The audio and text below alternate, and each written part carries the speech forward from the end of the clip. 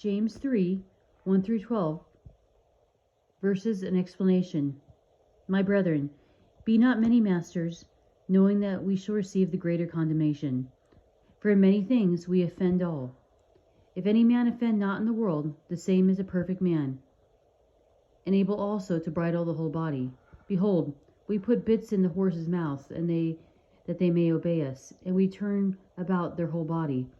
Behold also the ships, which though they be so great, are driven of fierce winds, yet are they turned about with a very small helm, within whomsoever the governor listeth.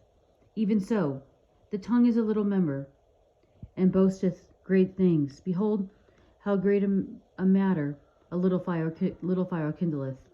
And the tongue is a fire, a world of iniquity. So is the tongue among our members, that it defileth the whole body, and setteth on fire the course of nature, and it is set on fire of hell.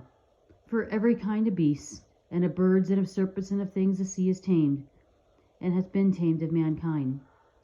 But the tongue can no man tame. It is an utterly evil, full of deadly poison. Therewith bless we God, even the Father, and therewith curse we men, which are made after the similitude of God. Out of the same mouth proceeds blessing and cursing. My brethren, these things ought not so to be. Doth the fountain send forth at the same place sweet water and bitter? Can the fig tree, my brethren, bear olive berries, either a vine, figs? So can no fountain both yield salt water and fresh. The word masters would today be translated teachers. The theme of chapter 3, often regarded as the tongue, is more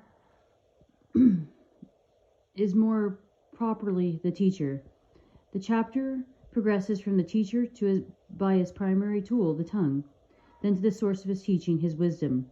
James must warn the many who were seeking to teach in the church. Since the early church, it was an easy matter to teach in the synagogue as well.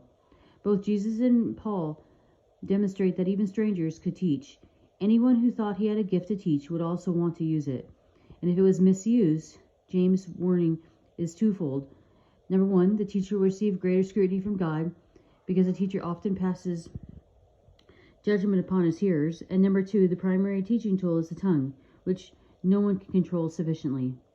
The tongue is a world of iniquity that sets on fire the whole course of life, and is even set on fire by Satan.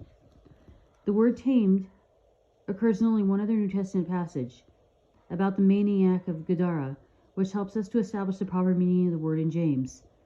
The taming has nothing to do with domesticating animals or training them to perform. The meaning is control or dominion. Mankind can control every lesser creature, but no one can control his own tongue. James explains that man is made in God's image, so to curse people and yet bless God is inconsistent. Though the fall of mankind has marred the image or likeness, James teaches that it still exists. The last clause of verse 12 differs from those that precede it. The former are questions that attempt to illustrate. This one is a statement to teach. As salt water cannot make sweet water, so the person who curses others cannot bless God. The cursing of people truly indicates what lies within a person.